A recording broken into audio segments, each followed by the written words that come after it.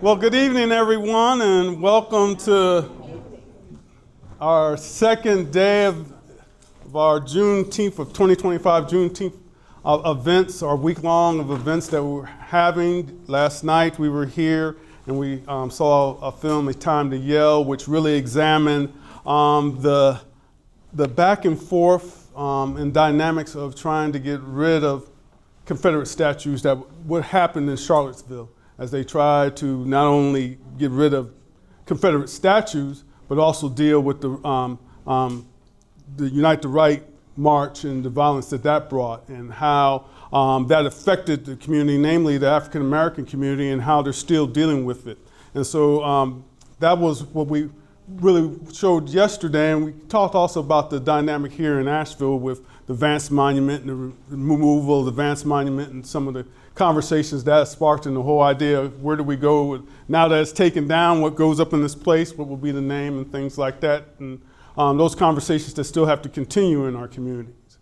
And so today is another occasion that we have another film, Julius Rosenwald film. It really examines Julius Rosenwald, who was Julius Rosenwald, what inspired him to be the man that he was, and the philanthropy that he did, and teaming up with Booker T. Washington to actually provide, in conjunction with different communities in the South, across the South, schools for African American children.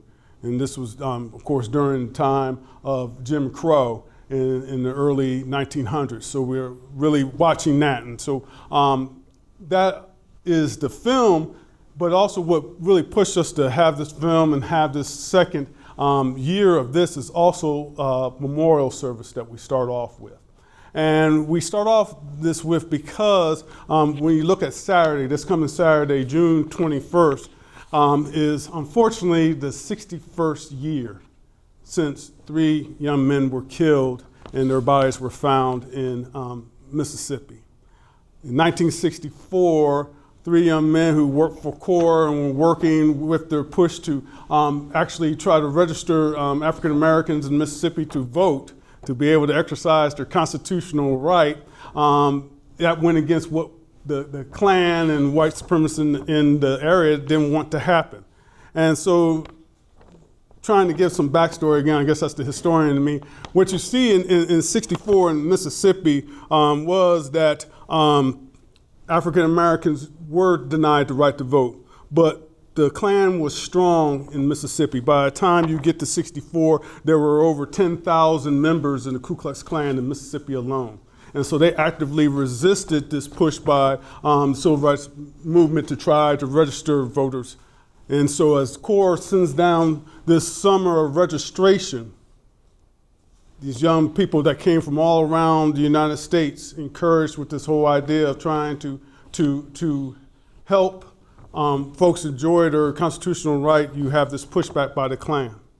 And so we remember 3 young men that were killed, unfortunately. We have John Chaney that was there, and we have also Mickey Schwerner and Andy Goodman, and Andy Goodman. So these 3 young men had been working for registration, and the Klan basically had went to a church where what had happened was they were burning churches, of course, to try to intimidate the folks. When your church gets burned down, you might not want to be active. And so what had happened was that Mr. Schwerner had been going and working at Mount Zion Baptist Church. And the Klan went and burned the church down, but Schwerner wasn't there. So he and other 2 came the next day to see the burnt remains of the church. And as they were leaving, driving back, they got stopped by the police and were arrested and taken to jail. And so they went to jail, and so the call went out that they didn't return home, and it started search. The Corps started to look to try to find out where they were at. And what happens is that, of course, there was a denial that they were in jail, denial that they weren't let go. There was basically a police cover-up, but it is known that they did leave. They were told they paid the fine. Chaney paid the fine for driving without a license. They left, and they were told to get out of the county, but they were never seen again. And so the idea that you had 2 young white men and 1 black man that started missing pushed for an investigation. Where were they at? Now, also was that Mickey Schwerner's wife, Rita, talks about that. She spoke about it. She goes, you know, if it was just a black man that was missing, nobody would have cared, but you have 2 young white men that are also missing that needs to be done. And so there was this search that went on. The FBI came down there, the state police were there, the local police, and actually they were just wide search, but the only ones that seemed to be really investigated or invested in it was the FBI. And then it was still this idea of nobody could find until there was a anonymous informant. There was a tip of where the bodies may be. Now, they had found the car already burnt early, right off the start. They had found the car burnt, but they didn't find their bodies. But then after the tip, they were able to find them in August. So this happens in June, and their bodies are found in August. And so there's a whole lot that goes into the story of this, and this was kind of the backdrop for the Mississippi burning that kind of tries to takes some license with it, but it's what made a lot of people aware of what happened. But what really made it aware was that there was police involvement, but also became aware that the Klan was embedded in the police, and not only in the police, but in local leadership and town leadership and things like that. And the FBI stayed involved, and basically federal government staying involved is what pushed that all of a sudden there was a chance at a trial. There were a number of men that were arrested in conspiracy of the murder. There was pushback. There was, of course, saying, you know, the court didn't want to hear the case. They basically, it was, you know, no, we're not going to hear it. Then got pushed for it to hear, and finally the case was heard, and a trial took place. There were 21 of them men were arrested and charged with a conspiracy to murder the 3 young men. And so in the end, what happens is the trial goes back and forth, and in the end, there is a conviction. Federal grand jury finally in 1967 finds 7 out of the 21, finds 7 of them guilty. Now, it's interesting, one of them was a man named Samuel Bowers, who was the Grand Dragon, or the Grand Wizard of the Ku Klux Klan. So again, you see them better. But also there were a couple of police officers that are involved.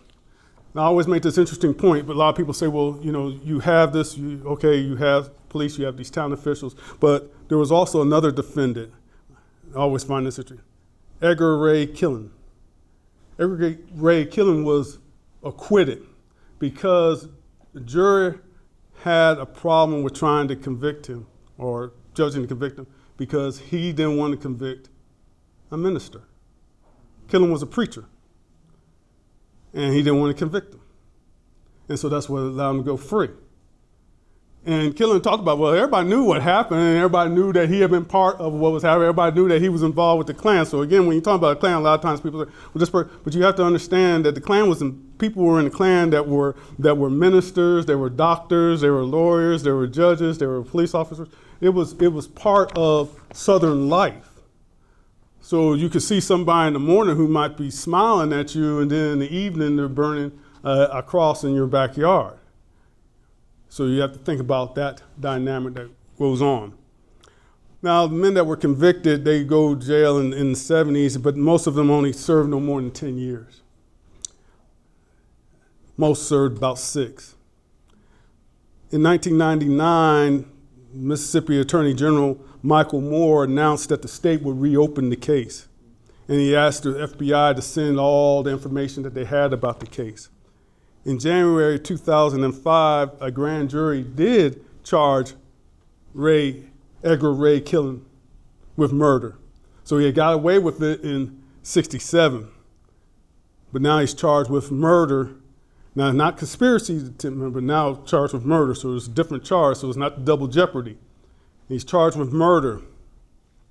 And he did not they did not have enough evidence. They decided for murder conviction, but they found Killian guilty of manslaughter.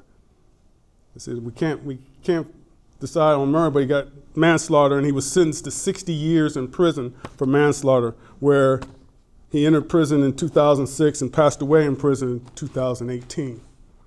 So there was limited justice. But we take this time to remember because, again, Saturday the 21st is this instance where this happened, this painful killing of men who are working on a vision of equality, working on a vision of a better community.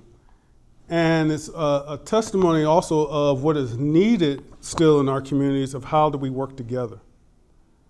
You know, a lot of times we say that we need to work together, but also we have to look. If you see the film last night, they talked about the cost of doing this work, the threat of doing this work, but also the purpose and the ultimate goal of doing this work, and really finding out for yourselves how you can commit to do this work.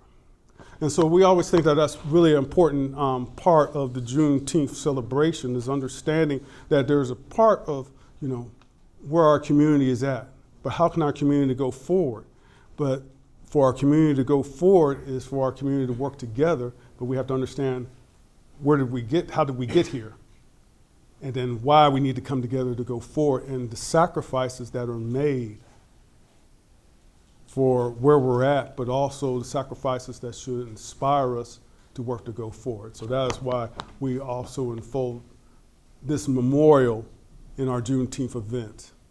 And so we always work with our brothers and sisters of the Jewish community here in Asheville because they've always worked with us. They've always been a part of our work with the Martin Luther King Jr. Association. And so now I'm going to ask our two rabbis to come, Rabbi Levine and Rabbi Brown, to come up, and they're going to explain the memorial part. Hey, everybody. Thank you, Jonathan. Okay. The murders of James Chaney, Andrew Goodman. That's good? Oh, yeah. Not used to that. Wow. We don't have such a good sound system where I'm coming from. All right. I might just talk for a long time. This is good. The murders of James Chaney, Andrew Goodman, and Michael Schwerner, also known as the Freedom Summer Murders, the Mississippi Civil Rights Workers Murders, or the Mississippi Burning Murders, were the abduction and murder of 3 activists in Philadelphia, Mississippi, as Jonathan mentioned, on June 21st, 1964, during the Civil Rights Movement. They were murdered by white supremacists for working to register African Americans to vote. Chaney was black, Goodman and Schwerner were Jews, as were about half of the young white activists who joined the Freedom Summer campaign. The Jewish custom for those who die murdered is to bury them in their blood-stained clothes. The reason for this is that when the victims enter heaven, God will see their blood-stained clothing. This will arouse God's righteous anger against the murderers. Chaney, Goodman, and Schwerner were murdered by white supremacist haters 61 years ago, and today, black people and Jews remain the targets of hate. The struggle for justice continues. Let us commit to building a better world together. May the story of Chaney, Goodman, and Schwerner arouse God to justice. May our memory of them inspire us to do better. Let us never forget. Tonight, we will be showing a film on the life of Julius Rosenwald and his work with Booker T. Washington to create over 5,000 Rosenwald schools for black kids across the South. Earlier this year, we sadly lost Sally Goose of blessed memory, the passionate advocate for social justice who spearheaded the Jewish connection to the Rosenwald Project in Mars Hill and who was instrumental in introducing this film that we're about to see to the Asheville community. The Mali Rachamim is a traditional Jewish prayer recited at funerals, times of memorial, and at visits to the cemetery. Memorial candles are lit to symbolize the presence of the souls of the departed. El Mali Rachamim is a plea that the soul of the departed be granted proper rest, since the mere fact that a soul has returned to the Garden of Eden does not guarantee it complete contentment. Through our prayers and good deeds, we hope to earn God's compassion for the departed souls of those who were dear to us. The 3 Yortzeit memorial candles will now be magically lit.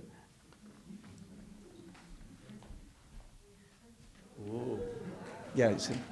Yeah, you like that special effects. That's like, that's up there with Steven Spielberg, another Jewish guy. That's good. We don't have his budget, but good, very nice. And at this time, I'd just like to thank Jonathan and his committee for making this possible. I'd like to thank all of you for being here. And I'd like to ask if you're able to please stand for a moment as Rabbi Jeff Brown will recite the El Malei Rachamim Memorial Prayer. Thank you. One more little note about El Malei Rachamim. It's a kind of a mournful sounding presentation prayer. It includes within it the phrase, on the wings of the divine presence, because when speaking of spiritual elevation, God's presence is compared to a soaring eagle that puts its young on top of its wings and carries them aloft. I'm going to recite in Hebrew, and then I will give you an English translation. El Malei Rachamim